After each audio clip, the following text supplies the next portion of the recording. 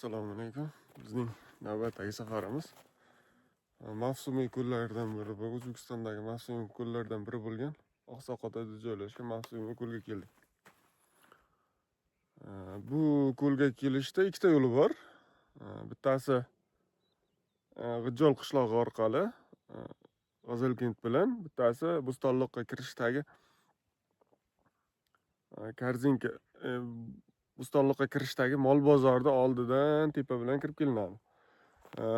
Bu G'ijjol qishlog'ida yo'l tep-tekis asfalt qilingan. G'ijjol qishlog'igacha kelib, qolganiga 2-3 kilometr peshkom chiqib kelinadi. Yana bu tarafdan esa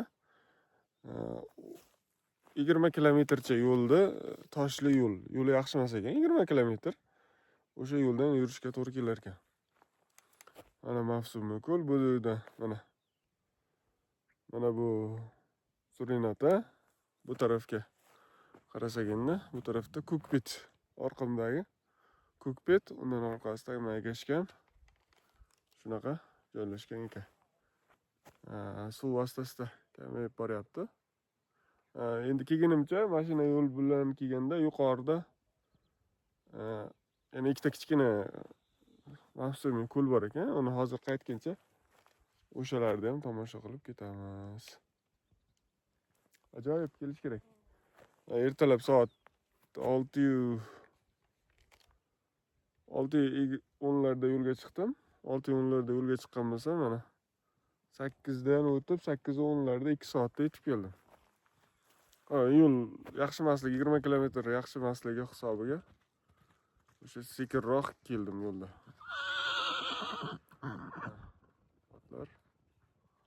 Otlar boqib berishibdi. Ajoyib. Dasta tomosha qilib Ansaradan. Keyin bu sizlar G'ijjol tomondan,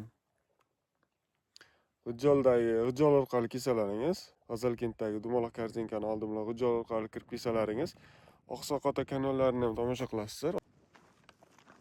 Bu ko'l asosan shu yomg'ir, qor suvlari asosida to'yinar ekan.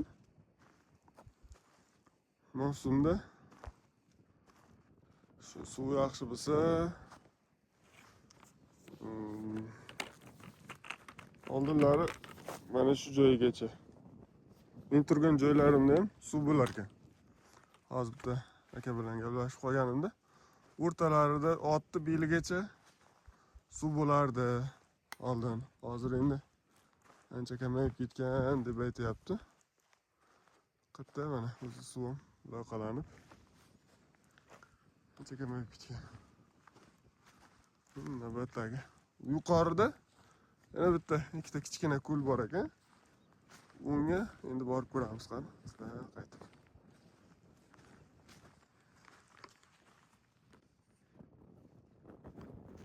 Hozir hamma joy yam-yashil bo'lgan. Tabiatga chiqib aylanadigan vaqt bo'libdi-da.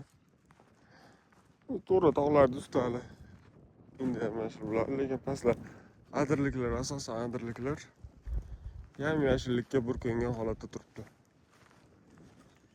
Mana mashina oilaviy chiqib, sholchani o'tirib, damda oladigan vaziyat turibdi. Ikkinchi ko'lga ham yetib keldik. Yuqoridan kichkina ko'rinyapti, lekin işte narigi ko'l bilan bir xil ekan. Ham hozir suv ancha kamaygan. Sezilarli darajada yarim metrcha kamayib qolgan bo'lsa kerak. Bu ham ancha katta ekan. Endi bu ko'lni hozir bitta amaki bilan gaplashganimda, belgacha keladigan, ko'madigan joylari bor edi oldin yoshlikda deydi. Maylarda kelib mana shu ko'lda cho'milardik. Qishda muzlardi, ustiga chang uchardik dedi. Endi hozir sellar kelib ancha ko'milib qolibdi. Bu suvni, bu ko'lning manbai tog'dan tushayotgan kichik buloqlardan qo'shilgan ekan bunga. Bu narigindan chuqur ekan. Endi hozir ancha loyqalar kelib, sellar kelib turib to'lib qolgan ekan. Aslida chuqur bo'lgan ekan. Endi hozir chuqur emas, to'g'ri. Lekin hozirgi holatda ham narigindan chuqur hisoblanadi. Ajoyib. Kelib ko'rish kerak buni. Endi bu qachongacha bo'ladi bilmadim. Yozlarda ham bo'ladi deganday qilishdi. Ammo lekin bari suv kamayadi ancha. Bari hidlanadi. Hozir ham o'zi suvi hidlanish, shu yomon bo'lish holatida ekan. Erta bahorda kelib tomosha qilgan yaxshi ekan. Bu masalan hozir siz Oqsoqota tomondan kelsangiz, narigini ko'rib ketsangiz arziydi. U qulay. Lekin men bu siz Bo'stonliqdagi mol bozorda oldidan kirib kelib kelsangiz, maydon toldi yo'li bilan kirib kelsangiz, bu qulay ekan. Shunday mashinani tepaga mana. O'sha yerda ko'rinyapti, o'sha yerga yo'l ustiga. Qani. O'sha joyga mashinani qo'yib, hozir bolalar palatga tikib o'tirishibdi.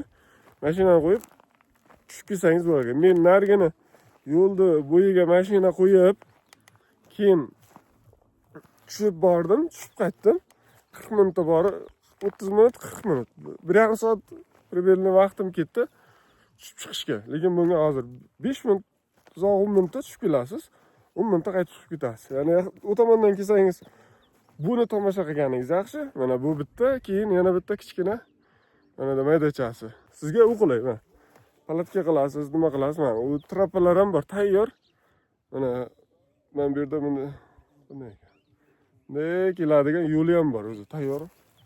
Odamlar tushib chiqib yurgan tayyor yo'li ham bor. O'sha orqali kelsangiz, o'sha bilan kelsangiz qiynalmaysiz. Yosh kattalar ham, yoshlar ham, ayol qizlar ham bemalol kelib chiqadi. Narigi ko'lga kelmoqchi bo'lsangiz, unga G'ijjol tomondan kelganingiz yaxshi.